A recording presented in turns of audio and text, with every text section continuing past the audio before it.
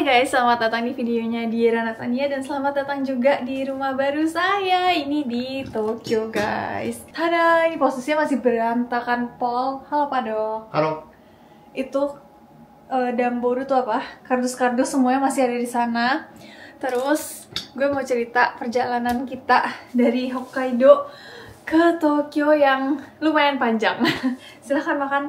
Makan. Dia udah kelaparan banget, jadi biarkan dia makan saja ya guys. Tanggal 12-13 Desember kita tuh prepare kayak masukin barang-barang ke box-box dan kita itulah pokoknya banyak banget. Dan di tanggal 13 siang itu kardus-kardusnya udah dibawa semua sama moving service gitu, namanya Sakai, itu terkenal di Jepang.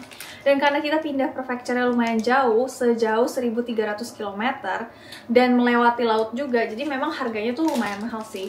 Kita bayar sekitar 120.000 atau sekitar 12 juta untuk proses pindahan ini. Kita minta tolong Sakai ini. Kalau untuk barang-barang besar seperti kulkas, terus meja kerja yang sering gue pakai, terus mesin cuci, itu tuh semuanya kita mau kasih orang kan. Ini ada cerita lucu sih sebenarnya. Jadi kita tuh memang dari awal nikah itu pakai barang-barang yang sudah ada dari sejak kita tinggal sendirian. Jadi ada mesin cuci itu bekas gue beli sendiri dulu. Kita nggak mau bawa ke Tokyo karena di Tokyo ini kan kita mau tinggal jangka panjang. Jadi kita pengen pakai kulkas, mesin cuci, itu tuh semuanya yang bisa jangka panjang juga.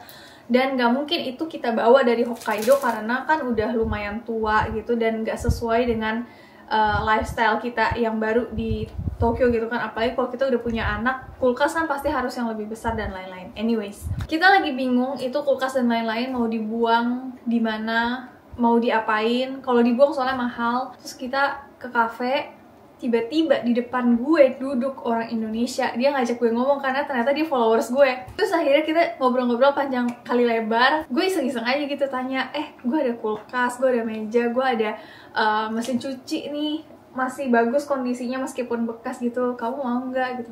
Ternyata mau. Dia dan teman-teman kerjanya, karena di tempat kerjanya tuh banyak orang Indonesia. Dan itu kita ketemu kayak H-30 hari gue mau pindahan.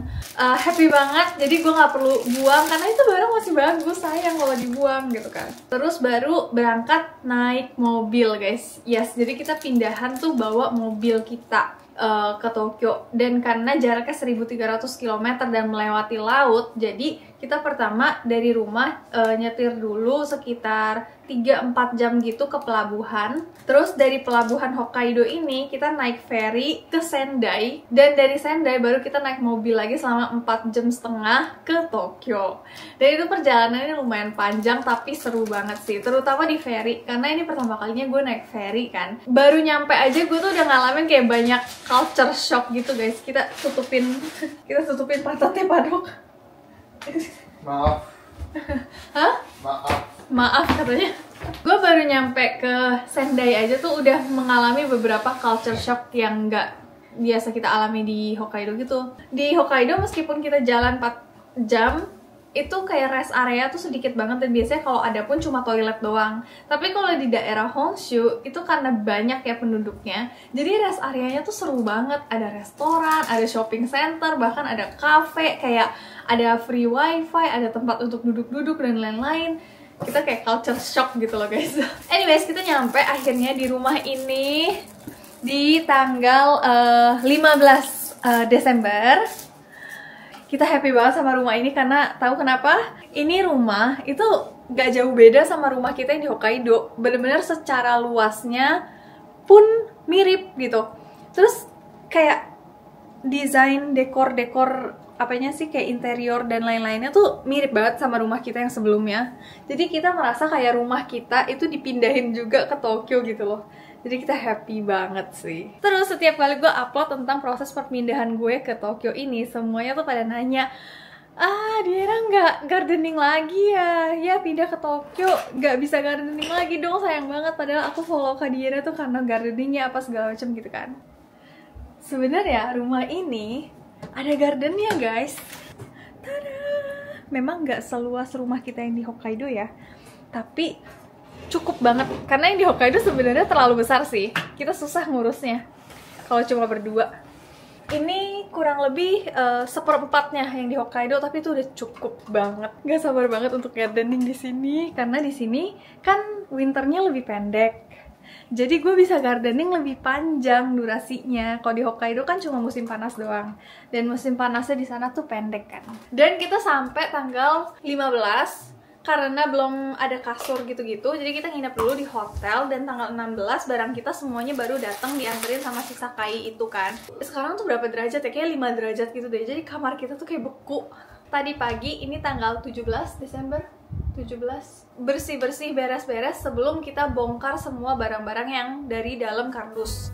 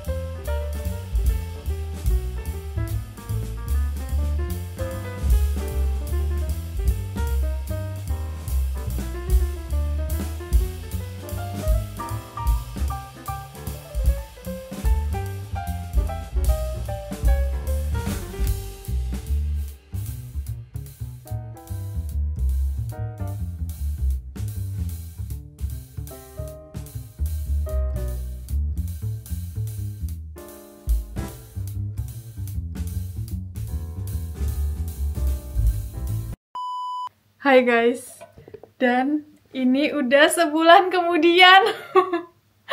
Mohon maaf, gue nggak bisa lanjutin ngevlog karena lagi mencoba untuk settle ya kan. Banyak banget kerjaan yang harus dikerjain selama bulan Januari, Desember dan Januari. Jadi gue baru sempet bikin vlog lagi sekarang, ya ampun. Anyways, jadi gue mau update ke kalian kalau kita udah lumayan settle di rumah baru ini. Bukan lumayan sih, udah ya kayak 90% settle gitu. Dan rumahnya udah selesai diberesin. Nih gue mau kasih lihat ke kalian, dan ini kayak semacam mini house tour kali ya. By the way, untuk alasan keamanan gue nggak bisa kasih lihat seluruh rumah gue. Jadi gue akan kasih lihat yang memang akan sering dijadiin konten aja sih. Ini pintu masuk, langsung ada living room. Ini area yang bener-bener favorit gue banget karena cahayanya guys, ini terang banget. Ada TV, ada apa ini, kayak beach sofa gitu kalau nggak salah namanya. Gue belinya di Mujirushi. Ini setiap kali gue upload di Instagram atau TikTok pasti selalu ada yang nanyain, jadi gue spill duluan ke kalian ya. Ini dari Mujirushi atau Muji. Kemudian di sebelah sini ada kitchennya lebih kecil sih dari rumah yang sebelumnya. Ini kulkas, kompor, dishwasher yang kita bawa dari Hokkaido juga.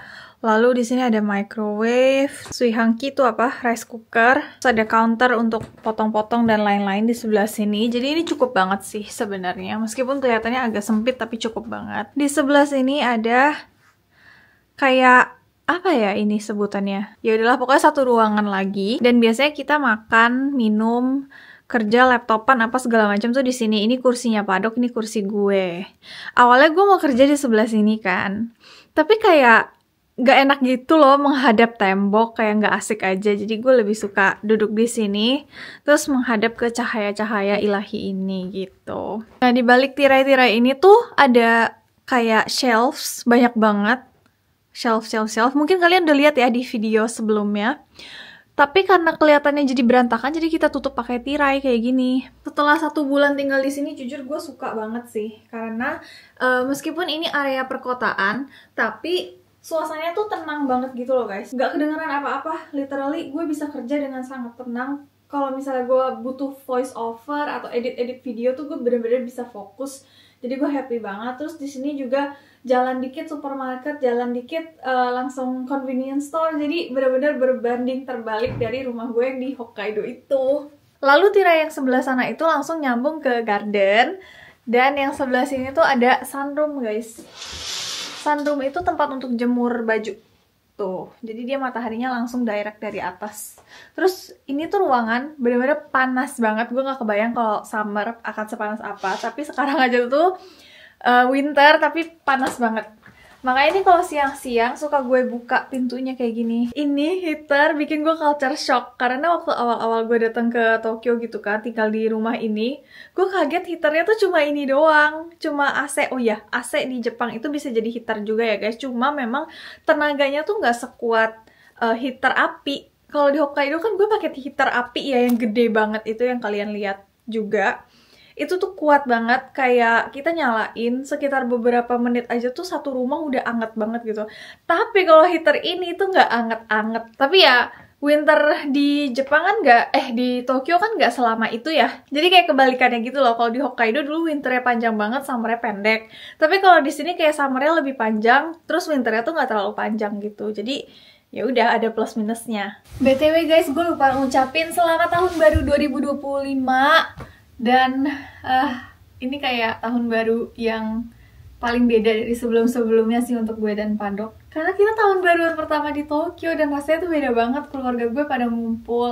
Gue punya kakak laki-laki sama istrinya. Gue juga punya sepupu. Dia juga bisa datang gitu naik Shinkansen ke rumah ini, nginep beberapa malam gitu. Setelah mereka pulang, gue sama Padok langsung nyetir ke Nagoya. Itu kampung halamannya Padok. Kita ketemu keluarga besarnya mereka yang dimana setiap tahun tuh mereka kayak ngumpul gitu, tapi kita nggak pernah bisa join. Gue suka banget sama cushion ini guys, kayak literally dia tuh ngikutin bentuk badan kita. Kita mau duduk model apapun dia ngikutin gitu, jadi nyaman banget tuh. Bisa kayak gini juga, terus bisa tiduran juga, ya gitu deh. Lalu ngomong-ngomong soal tahun baru 2025, gue pengen nanya kalian punya goals apa di tahun ini, atau kalian tipe orang yang ya udah go with the flow aja, nggak usah ada goals? Tulis di kolom komen.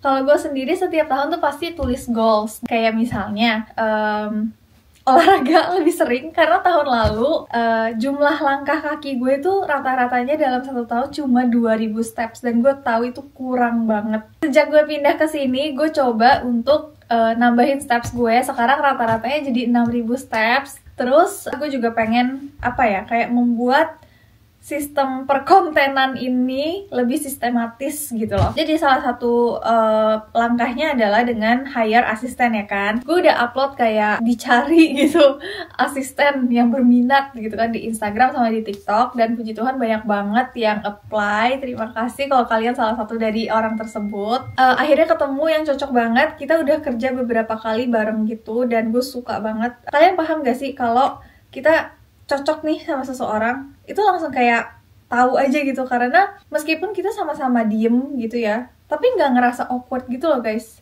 Kan ada ya beberapa orang yang kalau kita saling diem-dieman, misalnya di dalam mobil atau lagi jalan kaki gitu, kita diem-dieman, kok rasanya awkward ya gitu.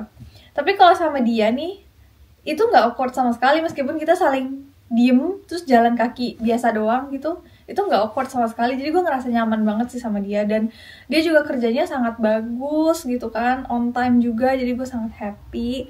Semoga kita bisa kerjasama dengan jangka waktu yang panjang gitu kan. Padok juga udah mulai kerja di tempat baru, dan dia happy banget karena tempat kerjanya tuh fun banget. Jadi gimana ya jelasinnya, genrenya tuh kan beda ya sama pekerjaan dia yang dulu. Kalau dulu tuh dia kebanyakan kerjanya tentang operasi-operasi sapi gitu di klinik ya kan. Tapi kalau sekarang tuh dia lebih ke medicine, jadi lebih ke obat-obatan sapi gitu loh guys. Terus dia lebih banyak keluar-keluar ketemu sama klien apa segala macam, ngobrol, nanya-nanya para petani kebutuhannya apa, terus kasih consulting juga mendingan pakai obat yang mana, bla bla bla kayak gitu. Jadi dulu dia pakai baju operasi, sekarang dia tuh pakai jas kalau kemana-mana. Jadi itu salah satu hal yang baru sih untuk kita. Tapi seneng banget karena dia sangat happy di pekerjaan barunya. Pokoknya terima kasih banyak banget ke kalian yang udah mendoakan proses perpindahan kita ke Tokyo ini. Dan semoga ya di tahun 2025 ini gue bisa upload YouTube lebih banyak, karena sebenarnya gue suka bikin YouTube, tapi kayak selama ini nggak sanggup aja gitu. Oh iya, gue lupa mention kalau nanti kita akan rombak garden. Jadi sekarang gardennya kan posisinya tuh masih kayak penuh dengan tanaman-tanaman yang tidak produktif kan, kayak tanaman-tanaman yang untuk hiasan aja gitu. Itu rencananya kita mau rombak supaya bisa tanam sayur. Itu prosesnya pengen gue YouTubein juga. Oke, jadi ditunggu aja. Thank you so much for watching dan sampai jumpa di video berikutnya. Bye bye.